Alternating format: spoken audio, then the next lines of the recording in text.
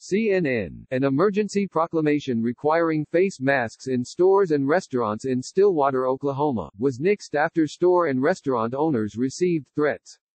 The proclamation was issued Thursday. Among other things, the order made businesses require patrons to cover their faces to combat the spread of coronavirus.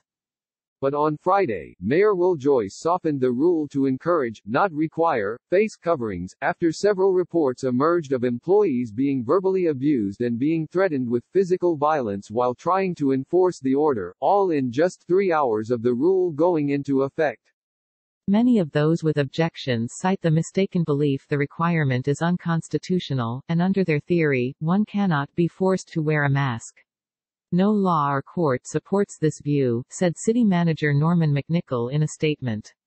It is further distressing that these people, while exercising their believed rights, put others at risk. McNichol went on to explain the importance of face coverings in preventing the spread of coronavirus. The masks have been recommended by the Centers for Disease Control and Prevention and the Oklahoma State Department of Health.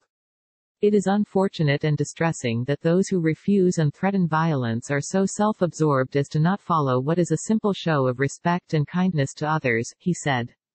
Still, the city is changing the rule, as officials cannot, in clear conscience, put our local business community in harm's way, nor can the police be everywhere, McNichol said. Since April 3, the CDC has recommended that Americans should wear cloth coverings in public places.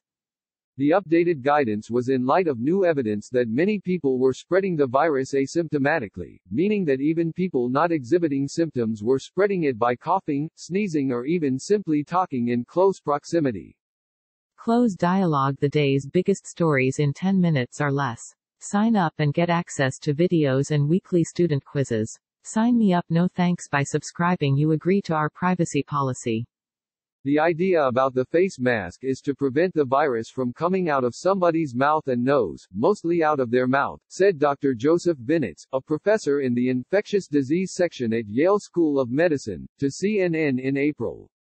They prevent somebody, when they talk or sometimes when they sneeze or cough, from expelling virus and leading to infection in other people. Masks, however, are not a substitute for social distancing, which is still required to slow the spread of the virus.